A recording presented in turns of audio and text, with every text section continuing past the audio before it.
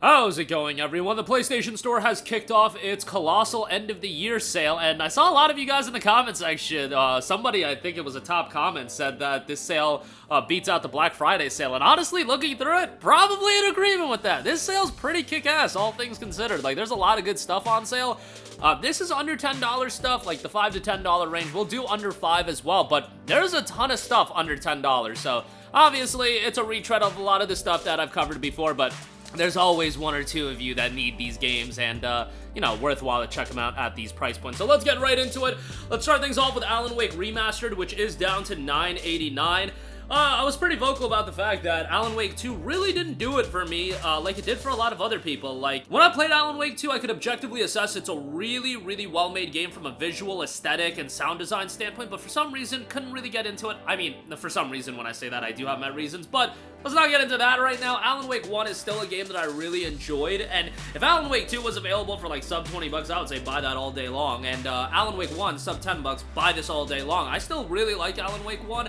The gameplay certainly shows its age, but I think aesthetically, atmosphere-wise, and as far as level design, I think it does a really good job with that. Level design is actually one of my main issues with Alan Wake 2, but nevertheless, $9.89 with Alan Wake Remastered I think is a great deal. You also get the DLC here, so that's pretty good. Next up, Borderlands Game of the Year Edition, 67% off for $9.89. Now, a lot of you guys probably have Borderlands the Handsome Collection, and they often put on sale Borderlands the Saga or whatever. That includes the Handsome Collection and Game of the Year Edition, but here, you have just Borderlands Game of the Year Edition on sale solo, so this is probably something for a lot of you guys to pick up. This is Borderlands 1, refined with some of the Borderlands 2 elements, and I loved Borderlands 1. Man, I played this game back in 2009, and how wild is that to think about, that this game came out over 14 years ago. I think it was October 9th. Was it October 9th or October 2nd of 2009? It was in that early October. Actually, I think it was October 13th. It was one of those dates, but yes, I remember being super excited for this game and being blown away by it when I initially played it in 09. Loved it. Worthwhile to go back and play it again for a lot of you guys. If you're a little bit younger, you probably never even played Borderlands 1. Well, there's reason to go back and play it. And I'm always of the mindset, Borderlands, while it does have a huge emphasis on its cooperative play, I think it's perfectly enjoyable solo as well. Next up, we have DMC Devil May Cry, 75% off for $9.99. Now, this game was actually developed by One Ninja Theory, who these days most known for the Hellblade title, working on Hellblade 2, owned by Microsoft now as well. DMC Devil May Cry is a really well-made action title. The issue with this game is that, you know, hardcore Devil May Cry fans were not really happy with a lot of the changes made. Now, you go into this game these days not being a Devil May Cry fan, because this game is totally different. You got DMC5. If you want Devil May Cry, you play that. If you want a good action game, which, let's not get it twisted, DMC5, I would say is a better game than this, but I thought Ninja Theory did a really good job with this game, and as an action title, it's pretty well done. Visually does show its age for sure, but for this price point, definitely a good pickup. Next up, we got Star Wars Jedi Fallen Order Deluxe Edition. It is 80% off for $9.99. This game has an awesome PS5 upgrade as well.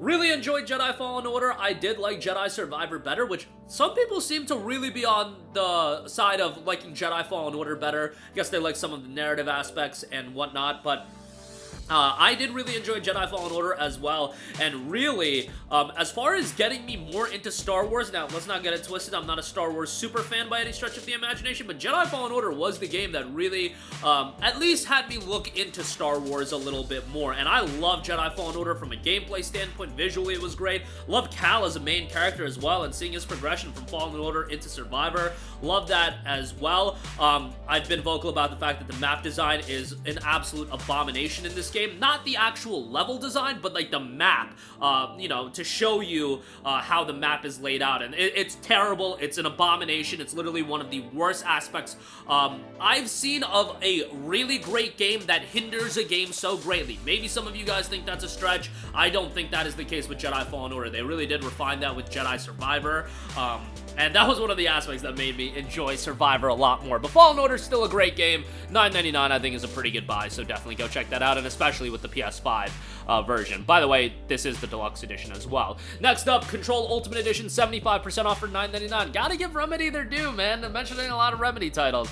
Loved Control. In my opinion, it is Remedy's best game, and it runs great on PlayStation 5. The Ultimate Edition includes the DLC. I think from a gameplay standpoint, the game is awesome. Atmosphere is great. Story is your, you know, it's kind of confusing, but it comes together. It's like that Remedy intricate layers of storytelling, which some people are really into, other people not so much, but $9.99 for this is great, and again, on PS5, really, really solid here. If you've never played Alan Wake or any of the Remedy games, the Control's a fine place to start playing their title, so definitely would recommend that. Next up, Chrono Cross The Radical Dreamers Edition, 50% off for $9.99. Now, this is a game that it's this upgraded release, really nothing to write home about as far as that's concerned, but the game itself is a classic JRPG that at this point, again, is going to show its age, but the story's pretty good, characters are likable, and that PS1 era of JRPGs, I mean, you're talking about a stacked roster of JRPGs from that era, and Chrono Cross definitely fits the bill as one of the, I wouldn't say one of the elite, but one of the better ones for sure, and at this price point, great pickup there. Couple of Resident Evil titles, Resident Evil 2, the remake, 75% off for $9.99, one of the best remakes of all time, done by the same team that did the RE4 remake, which, man, you can make an argument that that is the best remake of all time, but Resident Evil 2 was great as well. Now, I didn't have an affinity towards the original release of Resident Evil 2, so, you know, I didn't really have that nostalgic lens of comparing the two games. I did have that with RE4, but still really enjoyed RE2, and definitely a game I would recommend at this price point. Resident Evil 7 Biohazard is 60% off for $8. I mean, this is the game that really got Resident Evil back on track after, you know, Resident Evil 6 wasn't terrible, but it definitely wasn't like the Resident Evil style of game that I think a lot of people wanted. Resident Evil 7 was a return to the horror atmosphere and the engrossing narrative structure of Resident Evil, and I felt like they did a really good job with that. $8 for this is great. Has a really good VR component as well, so I mean, if you do want to check it out with that way, that is an option, but obviously that's only on PS4 with VR1, which is a little bit of a bummer.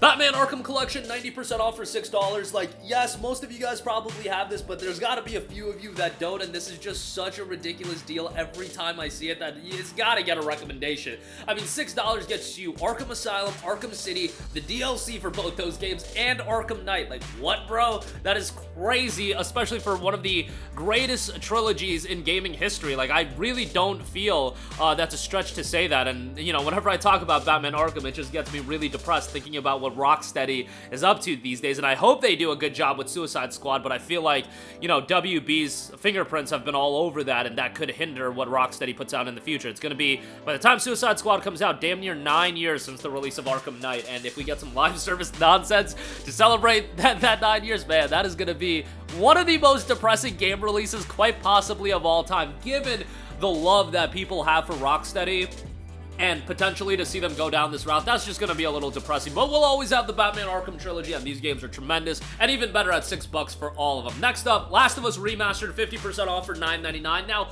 I don't really know if this is like a super worthwhile recommendation, given that Last of Us Part 1 exists, but Last of Us Part 1 is also $40 still, which I still think is an egregious price point. Look, Last of Us 1 is one of my favorite games of all time, but Sony be Sonying with Last of Us Part 1, as far as that being $70 at launch and still holding up at $40.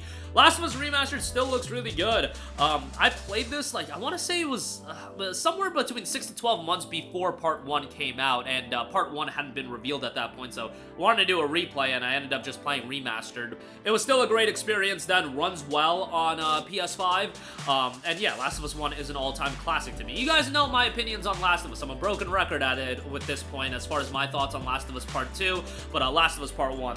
Like, Part 2's direction is never going to take away from the fact that Part 1 is one of my favorite games of all time. I think it's fantastic. Joel is one of the GOATs as far as video game main characters go, and the development between Joel and Ellie, I just think, is one of the best character advancements in a game that I've seen. So, yeah, $9.99, great in that regard, and yeah, Last of Us 1 really takes me back to Naughty Dog at their peak. Uncharted trilogy followed by The Last of Us Part 1, like, oh my goodness, Naughty Dog was built different in the late 2000s, early 2010s. Next up, we got Dying Light Definitive Edition, 80% off for $9.99. Dying Light's a great game. I do prefer Dying Light 1 over 2, but I did really enjoy Dying Light 2 as well. Dying Light 1 had a more contained open world, which I actually think, you know, there are good and bad things about that, but it works in the sense that today you're playing like 80 billion colossal open worlds, that Dying Light's a pretty good and sizable one to get into.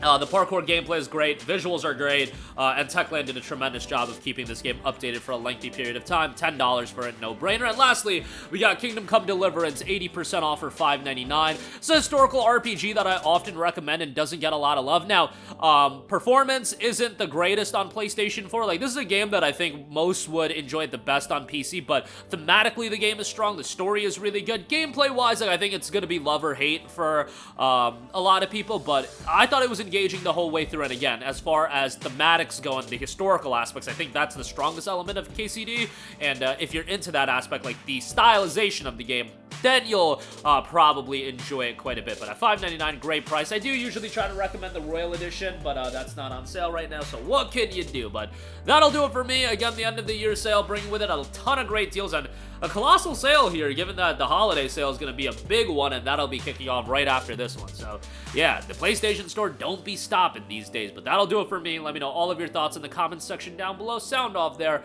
Thank you for watching, and goodbye. Hey guys, we hope you enjoyed the video, and if you did, make sure to hit the subscribe button, and if you're already subscribed, do us a favor and hit the bell icon. This way you'll be notified whenever we post a new video. That's the best way to keep up with all of our uploads, and we usually try to upload 2 videos a day. And with the bell icon hit, you'll be notified whenever we do upload a video. As always, thanks for watching.